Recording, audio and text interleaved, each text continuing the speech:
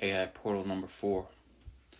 When we're building our large language applications, we're going to be using the LangChain libraries and Jupyter Lab as the environment to write code in. So we want to have agents and agentic applications. LangChain has a module called LangGraph, and they've offered many free courses to bring us up to speed on how to use the software that glues the language model to different things, different applications. So this is a Jupyter Lab notebook, and notebooks can be used in many different computing languages. I use it mostly for Python. There's R, there's a language I believe called Julia. So we can embed our code in with this more human readable format. So LangChain is showing us the chain, how it works. This is the goal of the chapter, and it gives us a diagram to show us the theory behind what they're doing here. Here's an actual cell of code, and LangChain explains to us about messages, and this is from a free course that you're welcome to look at. It's the LangGraph Introduction, LangChain and Jupyter Lab, hours of constructive reading here. So in this particular block here, we're creating a message list. The LLM, the AI, it has its name model, and we're building a catalog of messages. This would happen normally in an occurrence between a human and an LLM, but we just build this message list to illustrate because we need to work with this message list to program. There's different. We want to learn about the different places to see orcas in the United States, and my name is Reggie. So there's some different chat models here, and LangChain is partial to using OpenAI, which is an online, over the internet language model. And for various reasons, I need to be all local here. So I'm going to use Llama 3 offline.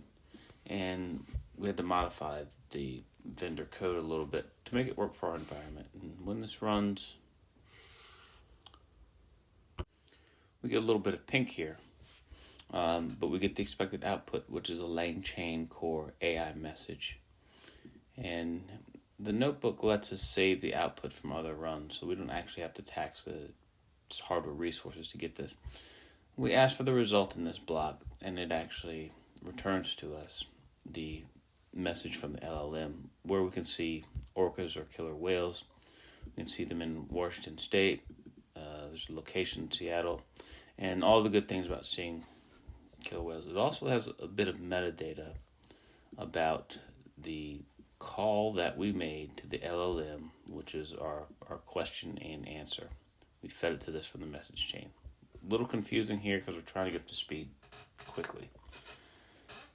So anyway, we can get metadata here by itself here. It tells us it's Llama 3 when it's created, and we'll get into all these details here. Now, tools are something we need so that we can bind our LLMs to other functionality. And this is a bit circular. We'll get into the functionality and why we need the tools. But here we're going to ask the LLM to do the multiplication function with this tool. So the LLM bind tool calls by LangChain is going to let us call the tools.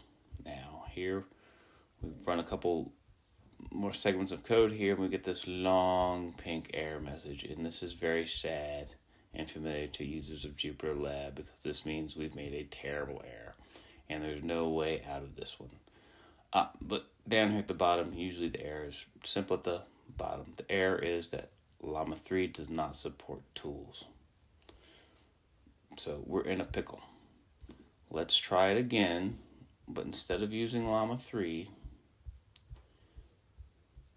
we're going to use a model called Mistral. And we get good output here, expected output here, tools, tools, tools, and when we make the tool call this time, we get an AI message, and what LangChain is looking for is that we get this tool call. So we get a tool call, name, multiply. The moral of the story is that Llama 3 is not going to work for making agentic active LLM applications because it doesn't support tools. And if we have tools, we can make LLM applications with agents. Ran a little long today. Thanks for your time.